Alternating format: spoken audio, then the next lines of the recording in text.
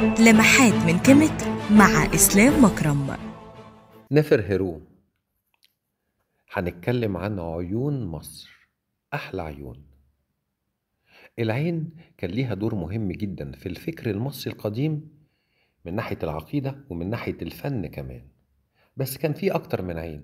نبدأ مثلا بعين رع. هي امتداد لقوة الشمس، لها القدرة على التحول، تاخد أشكال مختلفة حسب المهمة المكلفة بيها. ممكن تتحول إلى كبرى يضعها الملك على جبهته رمزا للقوة وللتطهير وللحماية أيضا. بتتحول كمان إلى شكل حتحور ذات الوجوه الأربعة، فتصبح أفعى ذات 4 رؤوس موجهة للأربع جهات الأصلية لحماية رع من أي خطر ممكن يهدده. وبيكون ليها قوة باطشة. في قصة هلاك البشرية مثلا، رع حول عينه إلى لبؤة، أنثى الأسد اللي هي الإلهة سخمت، اللي أوشكت إن هي تقضي على الناس جميعا بأوامر من الإله رع. طب ننقل لعين تانية، عين حورس. حورس فقد عينه في حربه ضد ست، لكن الإله تحط إله الحكمة رجع له العين اللي فقدها، وأصبحت رمز للحماية والشفاء من الأمراض. العين في كيمت كانت أهم وسيلة للتواصل الروحي، فكان بيتم رسمها على التوابيت ضمانا للتواصل بين الأحياء والأموات. لذلك الفنان المصري أبدع في صناعة عيون التماثيل. يمكن كان عايز يحافظ على التواصل بين الأجيال.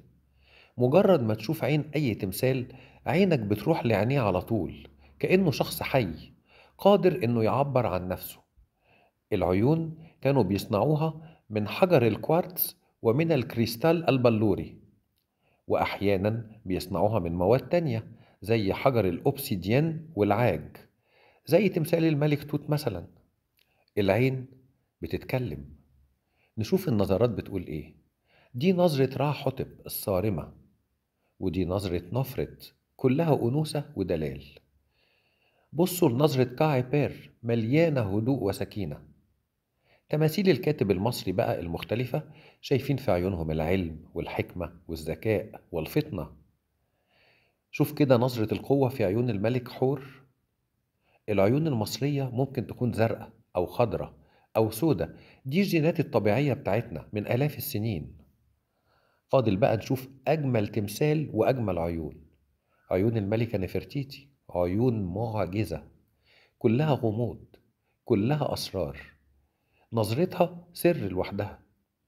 كمان عندها عين ناقصة، وده سر تاني. لحد دلوقتي احنا ما نعرفش العين دي كانت موجودة واختفت، ولا التمثال أساسا ما كانتش اتحطت له العين.